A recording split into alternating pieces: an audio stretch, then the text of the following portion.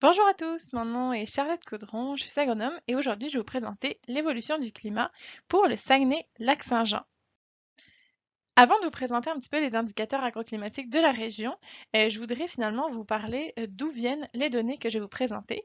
Donc en fait, l'ensemble des données nous provient d'Ouranos, qui est le consortium en climatologie régionale du Québec, et l'ensemble des projections que vous allez voir sont issues des scénarios climatiques qui sont aujourd'hui considérés comme les plus crédibles, mais évidemment, c'est un domaine qui évolue quand même rapidement. Enfin, la dernière chose à mentionner, c'est au niveau de l'ensemble des données qui seront présentées. Il s'agit d'une information qui est à l'échelle de la région. Puis pour chaque carte, vous trouverez un historique passé qui est la moyenne des 30 dernières années, de 1991 à 2020, et un horizon de temps futur qui lui sera la moyenne des années 2041 à 2070. On appelle également ce pas de temps l'horizon 2050. Donc, le premier indicateur que je vais vous présenter, c'est celui des températures moyennes annuelles. Mais avant de rentrer dans les données, je voudrais d'abord vous montrer un petit peu comment ça va fonctionner tout au long de la présentation. Donc, vous retrouverez ici la carte à gauche. Ce sera la carte de l'historique de l'indicateur. Donc, finalement, la moyenne des 30 dernières années, 1991 à 2020. Et à droite, vous retrouverez la même chose, mais cette fois-ci pour le futur. Donc, la moyenne des années 2041 à 2070. Au milieu, vous trouverez la légende qui est une légende commune aux deux cartes. Chaque cellule que vous voyez dans la carte représente 10 km par 10 km. Donc vous allez pouvoir vous situer sur la carte et utiliser la légende pour voir un petit peu comment ça se passe finalement dans les différents secteurs de la région. Ensuite, vous trouverez en bas ici un encadré qui va vous donner la valeur moyenne pour l'ensemble de la région. Donc, vous trouverez la valeur pour notre historique 1991-2020, notre horizon de temps futur 2041-2070. En dessous de ça, vous avez la variation entre ces deux horizons de temps. Et enfin, entre parenthèses, vous allez retrouver l'incertitude qui est vraiment liée finalement à l'incertitude des modèles qu'on utilise pour faire ces prévisions. Donc, si on regarde maintenant les températures moyennes annuelles pour le Saguenay-Lac-Saint-Jean, ce qu'on voit, c'est qu'on a une augmentation de sa température annuelle de 2,3 degrés Celsius.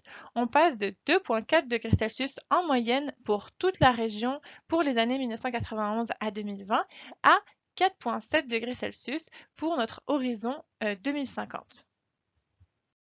Donc toujours au niveau des températures, si on les regarde maintenant par mois et non plus pour l'ensemble de l'année, vous avez ce graphique ici. Donc la courbe en noir, c'est la moyenne pour la région des années 1991 à 2020 et pour la courbe rouge, c'est la moyenne des années 2041 à 2070. Donc, ce qu'on voit finalement sur ces graphiques, c'est vraiment qu'on a la courbe rouge qui est toujours au-dessus de la courbe noire, ce qui veut dire finalement que les températures les températures moyennes vont augmenter quel que soit le mois de l'année pour le Saguenay-Lac-Saint-Jean. Puis, si on regarde l'écartement entre les deux courbes, ben, on voit que pour le printemps, il semble que l'augmentation de température soit un petit peu plus faible que par exemple les mois d'été, décembre, janvier. Dans l'encadré, vous retrouvez la valeur moyenne pour l'ensemble de l'année, donc ce que je viens de vous présenter finalement. Si on regarde maintenant au niveau des précipitations, vous avez les deux mêmes courbes, mais on voit maintenant qu'elles évoluent vraiment différemment. En effet, on voit qu'on a une nette augmentation des précipitations pour les mois d'hiver et de printemps, alors que pour les mois d'été, d'automne, on voit qu'on a une certaine stabilité, voire même une légère diminution certains mois. Puis si on regarde pour l'ensemble de l'année, en moyenne, dans les 30 dernières années, on était à peu près à 1003 mm de pluie, de précipitation totale, donc pluie et neige pour l'hiver, qui tombait dans la région du Saguenay-Lac-Saint-Jean. Et on augmente de 56 mm pour arriver finalement à 1059 mm. Avant de continuer avec le reste des indicateurs, je voulais simplement faire une petite pause pour parler des événements extrêmes. Pourquoi on en parle de ces événements extrêmes? Simplement parce que c'est des événements qui peuvent fortement affecter les cultures. Que ce soit les cultures, que ce soit l'élevage, ça a vraiment un fort impact au niveau de l'agriculture. Mais l'ensemble, tous les événements extrêmes qui se passent ne sont pas forcément reliés au changement climatique. Pour certains événements extrêmes, leur évolution, il n'y a pas de lien direct avec les changements climatiques. Il s'explique simplement par la variabilité naturelle du climat. Et enfin, la dernière chose à mentionner au sujet des événements extrêmes, c'est que les connaissances à leur sujet évoluent très rapidement et donc ça se peut qu'on ait plus d'informations dans les prochaines années. Donc comme je vous le disais, malgré le fait que les connaissances évoluent encore sur ce sujet, nous sommes quand même certains qu'il devrait y avoir dans le futur moins de vagues de froid extrême. Également, il devrait y avoir plus de vagues de chaleur qui seront plus longues et plus chaudes. Ensuite de ça, nous sommes presque certains, donc c'est-à-dire avec un niveau de certitude un petit peu moins élevé, qu'il devrait y avoir plus d'événements de pluie extrêmes et plus intenses. Et ensuite de ça, on pense qu'il y aura plus de cellules orageuses localisées et intenses, notamment en été. Enfin, les phénomènes pour lesquels nous en savons moins, c'est par exemple le verglas, parce que c'est un phénomène qui est difficile à simuler et il n'y a pas encore suffisamment d'études pour avoir des tendances claires. Malgré ça, on a quand même une tendance qui semble se dégager, qui serait à la baisse pour le sud du Québec, donc moins de phénomènes de verglas, mais ça ne veut pas dire qu'il n'y en aura plus du tout dans le futur. Ensuite de ça, au niveau des rafales de vent, malgré le fait qu'on a observé une certaine évolution des vents extrêmes dans les dernières années, pour le moment, il n'y a pas encore de signal clair au niveau des prévisions futures et il n'y a pas non plus de liens clairs qui ont été établis avec le changement climatique pour ces phénomènes. Enfin, pour la grêle, c'est un phénomène qui est encore à l'étude pour lequel nous n'avons pas encore de tendance claire. Ce que je vous propose maintenant, c'est vraiment d'aller voir les indicateurs agroclimatiques pour la région, puis je vous propose qu'on les sépare en deux parties. Tout d'abord la saison hivernale et ensuite de ça, la saison de croissance. Le premier indicateur que je voudrais qu'on regarde ensemble, c'est l'évolution de la température minimale en hiver. Ici, vous avez le graphique pour le mois de janvier, qui est le mois le plus froid au Saguenay-Lac-Saint-Jean. Puis, avant d'aller dans les résultats, je voudrais d'abord qu'on regarde un petit peu comment fonctionnent les graphiques, vu qu'on va en voir tout au long de la présentation. Donc ici, vous avez en abscisse les années, donc ça va de 1970 à 2070. Puis en ordonnée, vous avez évidemment la valeur de l'indicateur dont on parle. Au milieu, vous avez plusieurs courbes. La première ici, qui est en pointillé, c'est vraiment les observations qui ont été faites dans les dernières années, donc vraiment les observations météo qui ont été faites. Puis ensuite de ça, vous voyez deux courbes, une rouge, une bleue. Et bien, ces deux courbes, finalement, c'est le résultat des scénarios climatiques qui ont été faits donc, par Oranos. Puis quand on regarde finalement la courbe bleue, qui est le RCP 4.5, c'est-à-dire le scénario qu'on appelle optimiste, où on voudrait que les émissions de gaz à effet de serre mondiales soient réduites dans un avenir assez court terme, alors que le RCP 8.5, la courbe rouge, elle, c'est une réduction des émissions de gaz à effet de serre mondiales, mais dans un avenir un petit peu plus lointain. Enfin, la dernière chose importante à mentionner, c'est cette enveloppe verte que vous voyez ici. Puis cette enveloppe, en fait, c'est encore une fois l'incertitude des modèles. Donc, c'est finalement l'ensemble des valeurs que les modèles prédisent. Donc, vous voyez finalement que il y a une certaine variabilité. Si on regarde maintenant les valeurs pour le Saguenay-Lac-Saint-Jean des températures minimales en hiver, donc pour les 3 mois d'hiver, décembre, janvier, février, on le voyait sur la courbe, mais on le voit ici aussi avec le tableau, on a une augmentation de ces températures minimales, vu que par exemple pour le mois de janvier, on passe de 35,9 degrés Celsius, de moins 35,9 degrés Celsius, pardon, à moins 31,6 degrés Celsius. Donc on a un gain finalement de 4,3 degrés pour le mois de janvier, puis on voit que ce gain est assez similaire pour les autres mois d'hiver. Donc ce qu'on voit finalement, c'est qu'on a vraiment une augmentation des températures en hiver, mais que cette augmentation, elle est un petit peu plus importante pour les températures extrêmes finalement. Cette évolution des températures va aussi avoir un impact sur le nombre de cycles de gel-dégel. Donc un cycle de gel-dégel, c'est vraiment une journée où on va avoir des températures positives et des températures négatives dans la même journée. Puis, ce que vous voyez dans le tableau juste ici, d'abord, c'est les nombres de cycles de gel-dégel durant toute l'année. Puis ce qu'on voit, c'est qu'on a vraiment une diminution de ces journées avec des températures, des variations de température autour de zéro. On perdrait 14 journées dans le futur, alors que si on regarde en hiver, finalement, on gagnerait 3 journées avec des variations de température en hiver. Puis ça, en fait, qu'est-ce que ça veut dire? On l'a vu, les températures vont augmenter un petit peu toute l'année et donc il va y avoir finalement des températures plus chaudes au printemps à l'automne qui vont faire que les journées de gel, dégel qui vont être des variations autour de zéro vont se concentrer finalement en hiver dans le futur. Si on regarde maintenant les précipitations hivernales, donc décembre, janvier, février, vous avez ici les précipitations totales, donc qui incluent à la fois les précipitations sous forme de neige que les précipitations sous forme de pluie. Puis ce qu'on voit, c'est qu'on a une nette augmentation de ces précipitations avec les changements climatiques, vu qu'on passerait d'environ 193 mm de neige en moyenne pour le Saguenay-Lac-Saint-Jean pour les 30 dernières années à 214 mm pour notre horizon 2050. Puis la question finalement face à ces précipitations, c'est sous quelle forme elles vont tomber. Est-ce que ça va continuer à être de la neige majoritairement ou est-ce qu'il va y avoir de plus en plus de pluie? Puis c'est ce qu'on a essayé de vous représenter dans ce tableau juste ici. Vous trouverez finalement les précipitations pour tous les mois de la saison froide, donc d'octobre à avril. Donc les précipitations sous forme de pluie, les précipitations sous forme de neige, le ratio de pluie sur le total des précipitations qui est finalement le pourcentage de précipitations qui sont tombées sous forme de pluie.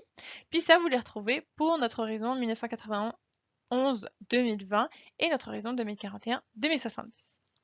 Donc pour le Saguenay-Lac-Saint-Jean, en moyenne, ce qu'on voit ici au niveau des totaux intermédiaires, c'est qu'on passerait de 223 mm de pluie sur ces 7 mois à 279 mm de pluie dans le futur. Puis si on regarde au niveau de la neige, on voit qu'on a une légère baisse vu qu'on passe de 263 à 261 mm de neige en moyenne au Saguenay-Lac-Saint-Jean.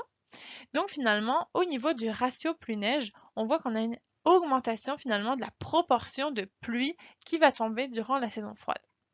Puis si on regarde finalement, par exemple, le mois de décembre, donc on voit ici qu'on passerait de 14% des précipitations sous forme de pluie pour la moyenne des 30 dernières années à 23%, donc à un quart des précipitations sous forme de pluie pour le futur.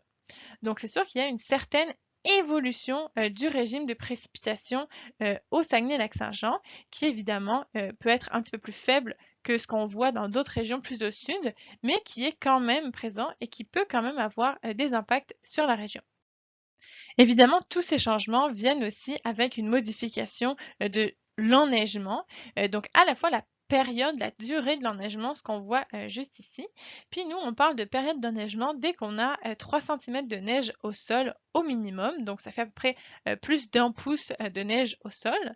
Puis vous voyez ici sur les deux cartes qu'on passerait de 170 jours avec au minimum 3 cm ou 1 pouce de neige au sol à seulement 138 jours, donc on perd un mois finalement de période d'enneigement en moyenne au Saguenay-Lac-Saint-Jean. Puis vous avez vu que le pas de temps ici est un petit peu différent, simplement parce que les modèles pour la neige sont avec des pas de temps un petit peu différents. Si on regarde maintenant au niveau de l'épaisseur maximale du couvert de neige, ce que vous voyez ici, c'est vraiment la quantité d'eau qui est contenue sous forme de neige au moment où l'accumulation est maximale. Donc finalement, c'est comme si on faisait fondre le banc de neige au moment où il est le plus important. Puis qu'on récupérait finalement l'eau, puis qu'on mesurait cette eau, qu'on va exprimer finalement en millimètres. Mais dans notre cas, pour ces cartes-là, on peut dire que 1 mm de pluie présentée ici, 1 mm d'eau présentée ici, ça correspond environ à 1 cm de neige avant tassement, compaction, etc. Donc finalement, pour le Saguenay-Lac-Saint-Jean, si on regarde maintenant l'épaisseur maximale de la neige, on passerait de 228 mm, donc 228 cm de neige, à seulement 171 mm de neige ou centimètres de neige. Donc on perd finalement 57 mm de neige en moyenne dans la région. Puis si vous regardez la carte, vous voyez que c'est vraiment différent selon les endroits. Donc une certaine variabilité intra-régionale, mais on voit qu'on a quand même, quel que soit l'endroit dans la région, on a quand même une diminution assez significative de la quantité de neige. Enfin, la dernière chose que je voudrais discuter avec vous aujourd'hui pour la saison froide, c'est l'endurcissement. Donc en fait, l'endurcissement des plantes fourragères, c'est un processus qui vise à relocaliser les réserves des plantes dans les racines pour qu'elles puissent passer l'hiver et résister au froid. Puis ce phénomène, il se fait finalement en automne durant les journées fraîches. Puis il faut un certain nombre de journées fraîches pour que les plantes puissent s'endurcir correctement. Puis finalement, c'est ce qu'on calcule avec les degrés froids qui sont représentés juste ici. Donc on voit finalement qu'au Saguenay-Lac-Saint-Jean, on va avoir une diminution de ces degrés froids. On passe de 88 degrés froids à 83 degrés froids dans le futur. Mais ce qui est intéressant, c'est vraiment au niveau de la variabilité d'une année sur l'autre de ce potentiel d'endurcissement. On voit qu'il y a des années où il y a eu beaucoup de températures fraîches en automne qui permet justement un bon potentiel d'endurcissement pour les plantes, alors que certaines années finalement où on aurait beaucoup moins de potentiel d'endurcissement qui ont été mesurés dans les stations météo finalement. Donc ça, c'est vraiment la variabilité interannuelle du climat, de la météo en fait, qui fait qu'on n'a jamais une année similaire à la précédente. Puis ça, cette variabilité-là va rester finalement dans le futur. Si on regarde maintenant la perte d'endurcissement, donc qui est vraiment finalement, une fois que la plante s'est endurcie, on est en hiver et finalement s'il y a des journées chaudes durant l'hiver, eh bien la plante peut entre guillemets «se réveiller» et c'est ce qu'on calcule ici avec les journées chaudes durant l'hiver, donc les degrés jour base 0, c'est-à-dire toutes les températures positives finalement qu'on va avoir durant l'hiver. On va les calculer puis ça va nous donner une estimation de la perte d'endurcissement de la plante, puisqu'on voit en moyenne au Saguenay-Lac-Saint-Jean, dans les 30 dernières années, on était à peu près autour de 21 degrés jour. Puis ce qu'on voit, c'est que cette valeur devrait rester plutôt stable dans le futur. On le voit ici aussi avec le graphique, mais encore une fois, la variabilité interannuelle est très présente. Et donc il peut y avoir encore des années où finalement on a un hiver pardon, très doux qui peut finalement un peu compromettre la survie de certaines espèces. Donc voilà, on a fait le tour de la saison hivernale. Pour vous faire un petit rappel avant de passer à la saison de croissance, donc on a vu qu'on a évidemment une augmentation des températures qui est plus importante au niveau des extrêmes. Ensuite de ça, on a vu qu'avec ça, il y avait une modification du régime de précipitation. On va avoir plus de précipitations en hiver et ces précipitations seront plus sous forme de pluie. Au niveau de la neige, on a vu qu'on avait une diminution du couvert de neige, que ce soit en termes de durée ou en termes d'épaisseur maximale. Puis, tous ces éléments ont un lien finalement avec la survie des plantes à l'hiver dans la région, puisqu'on voit c'est qu'on aurait potentiellement une légère diminution du potentiel d'endurcissement des plantes fourragères, mais probablement qui ne devrait pas passer sous un niveau critique dans la région du Saguenay-Lac-Saint-Jean. Donc ceci étant dit, maintenant on peut aller regarder au niveau de la saison de croissance, quelles sont les évolutions au niveau du climat pour le Saguenay-Lac-Saint-Jean. Donc évidemment, la première chose à regarder, c'est quand est-ce qu'elle débute cette saison de croissance. Puis ce que vous voyez là, c'est vraiment on commence à compter la saison de croissance quand on a 5 jours consécutifs avec une température moyenne supérieure à 5,5 degrés. Puis ce que vous voyez sur les deux cartes ici, c'est que finalement, en moyenne, dans les 30 dernières années dans la région, on était autour du 1er mai comme date de début de saison de croissance, alors que dans le futur, on va être devancé de 9 jours, et donc ça va être autour du 22 avril. Pour le dernier gel, de la même manière, on voit qu'on a un devancement du dernier gel printanier. Donc, on passe du 11 mai en moyenne pour la région au 30 avril. Puis ça, on va voir que ça peut avoir justement des opportunités pour les agriculteurs de la région. Pour les plus attentifs d'entre vous, vous avez dû remarquer que la date du dernier gel est plus devancée que la date de début de saison de croissance. Donc on a 11 jours plus tôt pour la date du dernier gel, contrairement à 9 jours plus tôt pour la date de saison de croissance. Donc cet écart, vu qu'il se réduit, ça veut dire finalement il va y avoir dans le futur potentiellement moins de gel tardif au printemps. Puis on voit la même tendance qui se dégage pour l'automne avec même chose, une date du premier gel à l'automne qui va être plus retardée que la fin de la saison de croissance. Donc ça veut dire que de la même manière, on va avoir potentiellement moins de gel tardif, de gel hâtif à l'automne, pardon. Puis, donc, ce que ça veut dire, moins de gel tardif au printemps, moins de gel hâtif à l'automne. Donc, finalement, on va avoir une saison sans gel qui va être augmentée dans le futur. On peut résumer tout ça avec ce graphique de la durée de la saison de croissance. On voit vraiment un allongement de la saison de croissance qui se répartit aussi bien au printemps qu'à l'automne. Donc on passe d'une moyenne de 179 jours à 197 jours pour la région du Saguenay-Lac-Saint-Jean, donc une augmentation de 18 jours de la saison de croissance. Donc la question qu'on peut se poser maintenant, suite à cet allongement de la saison de croissance, c'est est-ce qu'on va être capable de profiter de cet allongement? Donc est-ce qu'on va être capable d'aller semer plus tôt dans les champs? Puis une des parties de réponse, c'est au niveau des précipitations. Donc là, je vous ai représenté les précipitations printanières, donc mars, avril, mai. Puis ce qu'on voit, c'est qu'on a vraiment une augmentation de ces précipitations. Donc on voit 20 mm de plus pour l'horizon 2050. On passe donc de 208 mm pour la moyenne des 30 dernières années à 228 mm pour la moyenne de l'horizon 2050. Donc une augmentation, mais si vous vous souvenez bien le graphique que je vous ai montré précédemment des précipitations par mois, on voyait que l'augmentation des précipitations printanières était très uniforme entre les mois, donc entre ces 3 mois. Donc finalement, ce que ça veut dire, c'est que les 20 mm de plus seront bien répartis durant la saison et donc ça ne devrait pas forcément poser de problème pour les semis. Par contre, si on regarde juste ici la variabilité interannuelle, vous voyez bien qu'il y a vraiment beaucoup de variabilité d'une année à l'autre et donc il y aura toujours dans le futur des années pluvieuses, mais aussi des années plus sèches. Ensuite de ça, une autre conséquence finalement de cet allongement de la saison de croissance, de cette augmentation des températures, c'est l'augmentation des unités thermiques maïs, donc les UTM.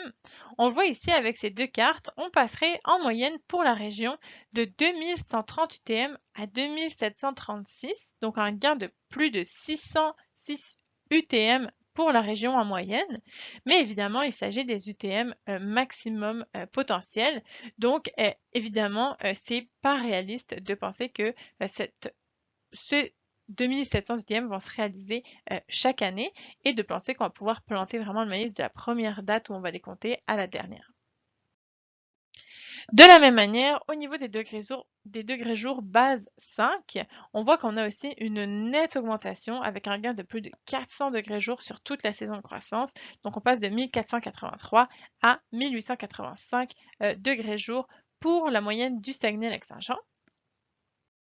Mais évidemment, ces augmentations de température viennent avec quelques inconvénients. C'est le cas ici avec les journées chaudes. Donc des journées où on a une température maximale supérieure à 30 degrés Celsius.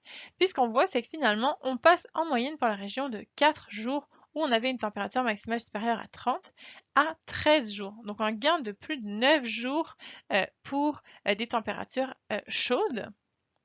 Puis évidemment, si c'est chaud la journée, souvent c'est également chaud la nuit. Puis c'est ce qu'on voit ici. Donc on a vraiment aussi une augmentation de ces températures de nuit supérieures à 20 degrés Celsius. On passe de 0 jour en moyenne dans les 30 dernières années. Mais vous voyez déjà que dans les dernières années, ça avait tendance à avoir 1 à 2 journées finalement qui étaient déjà au-dessus de 20 degrés. Dans le futur, cette tendance-là va continuer vu qu'on va arriver jusqu'à 3 jours de température supérieure à 20 degrés. Puis pourquoi on parle de ça? C'est parce que finalement, s'il fait chaud la journée, mais que la nuit, ça se rafraîchit, c'est beaucoup plus facile à supporter, à la fois pour les animaux, mais aussi pour les cultures, que finalement, s'il fait chaud la journée et la nuit également. Si on résume tous ces indicateurs finalement sur les journées chaudes en an, ça donne ce que vous avez ici sous les yeux. Donc c'est le nombre de canicules annuelles. Puis une canicule, c'est vraiment une période d'au moins 3 jours consécutifs où la température maximale est supérieure à 30 degrés. Puis ce que vous voyez finalement, c'est que cette période-là, évidemment, elle va augmenter également dans la région. Donc on passe de une période à 2 périodes pour la région. Donc vous voyez, encore une fois, grande variabilité interannuelle. Donc, c'est possible qu'il y ait parfois plus de périodes chaudes, puis d'autres années parfois moins. Et donc, il vaut mieux se préparer finalement à une augmentation de ces vagues de chaleur dans le futur. Donc, vous l'avez bien compris, les températures augmentent. Elles augmentent particulièrement en été avec justement plus de journées chaudes. C'est ce que je vous ai remis ici. Donc, avec une température qui va augmenter en moyenne de 2,2 degrés Celsius en été. Donc, ça, ce que ça veut dire, c'est que les plantes finalement vont avoir plus besoin d'eau finalement pour pouvoir réaliser leurs activités. Puis, ce qu'on voit, c'est qu'au niveau des précipitations, on n'a pas forcément de gain de précipitation dans cette période. On a seulement 7 mm de plus, donc autant dire que les précipitations vont rester probablement les mêmes que ce qu'on voit aujourd'hui. Donc, si on met ces deux éléments ensemble, finalement, on parle en fait du bilan hydrique pour les plantes pour le futur. Puis c'est ce que je vous ai représenté ici. Donc, vous avez vraiment le bilan hydrique mensuel qui est finalement la différence entre les précipitations anticipées et l'évapotranspiration potentielle du couvert végétal. La référence ici, c'est une prairie rase. Puisque vous voyez, en vert, vous avez la moyenne des 30 dernières années. En jaune, la valeur pour l'horizon 2050. Puis ce qu'on voit, c'est que c'est bilan hydrique, il va finalement s'aggraver dans le futur, quels que soient les mois. Puis si on cumule finalement les valeurs de chaque mois, on arrive à la fin de l'été avec un déficit hydrique qui s'aggrave de 96 mm pour la moyenne des 30 dernières années à 134 mm en moyenne dans le futur pour le Saguenay-Lac-Saint-Jean. En plus finalement des précipitations qui vont finalement plus suffire puis que le déficit hydrique va s'aggraver, eh ben, les précipitations vont aussi être réparties un petit peu différemment. C'est ce qu'on voit ici dans le tableau. Donc, je vous ai présenté les périodes sans pluie de plus de 5 jours. Puis, ce qu'on voit, c'est que finalement, on a une augmentation du nombre de ces périodes, donc de la fréquence de ces périodes. Et en plus de ça, on a surtout une augmentation de leur durée. Donc, finalement, ce que ça veut dire, c'est qu'on va avoir plus de périodes de sécheresse dans l'année et qu'en plus de ça, chaque période de sécheresse sera plus longue. Puis, pour rappeler, une période de sécheresse, une période sans pluie, comme on le définit nous, c'est une période où on a moins de 3 mm en précipitation cumulée sur la période. Donc, autant dire que c'est vraiment à peine la rosée. Enfin, pour finir la boucle, on retombe à l'automne au moment des récoltes. Puis la question maintenant, c'est de savoir, comme pour le printemps, est-ce qu'on va être capable de profiter de l'allongement de la saison de croissance pour aller récolter également plus tard? Puis, c'est ce que j'ai essayé de vous représenter ici. Puis, ce qu'on voit au niveau des précipitations, c'est que finalement, on a une légère augmentation des précipitations. Donc, on passerait de 275 mm pour la moyenne des 30 dernières années à 284 mm. Mais vous voyez, c'est vraiment une augmentation progressive. Puis si on se rappelle le graphique de début, eh bien, c'est vraiment une augmentation qui est uniforme entre les 3 mois. Donc, on devrait pouvoir saisir l'opportunité de récolter plus tard. En tout cas, ce n'est pas les précipitations qui devraient être un enjeu dans le futur. Simplement pour vous rappeler un petit peu les valeurs, je trouve ça intéressant. Au niveau du premier gel automnal, donc à moins 2 degrés Celsius, on voit qu'on passe en moyenne dans la région du 3 octobre au 15 octobre. Donc on a un gain de 12 jours sans gel pour le futur. Donc ça, c'est vraiment intéressant dans la région. Puis si on regarde maintenant la fin de la saison de croissance pour les plantes fourragères, on passe finalement du 28 octobre au 7 novembre, donc un gain de 10 jours. Donc de la même manière qu'on parlait au printemps, on voit vraiment que même à l'automne, la période sans gel va plus se décaler que la période de la saison de croissance. Donc ça, c'est vraiment une opportunité pour finalement avoir moins de gel hâtif à l'automne dans le futur. Donc, on arrive déjà à la fin de cette présentation. Donc, tout d'abord, je vais vous remercier pour votre attention. Puis, je voudrais faire un petit résumé de ce qu'on a vu pour la saison de croissance. Donc, vous l'avez compris, on va avoir une augmentation des températures qui va avoir plusieurs impacts. D'abord, des impacts positifs, augmentation des UTM, augmentation des degrés jours, allongement de la saison de croissance, mais qui va aussi avoir des conséquences un petit peu plus néfastes au niveau notamment des températures chaudes, des vagues de chaleur. On aura plus de vagues de chaleur dans la région. Elles seront plus fréquentes puis plus longues. Ensuite de ça, au niveau des précipitations, eh bien, les précipitations ne vont pas vraiment augmenter, que ce soit en été ou en automne. On a vraiment une légère augmentation pour l'automne. Puis finalement, ce que ça veut dire, c'est que nos plantes vont peut-être avoir plus de stress hydrique durant l'été, d'autant plus que le régime de précipitation va un petit peu plus être sous forme d'orage localisé, de pluie intense, plutôt que de la pluie finalement qui va vraiment recharger les réserves du sol. Puis enfin, finalement, on a vu qu'au niveau des précipitations pendant les périodes de semis, pendant les périodes de récolte, oui, on a une certaine augmentation, mais elle devrait être assez uniforme, donc ne devrait pas trop gêner pour profiter de l'allongement de la saison de croissance. Donc encore une fois, je vous remercie pour votre attention, puis je vous souhaite une bonne journée. Merci.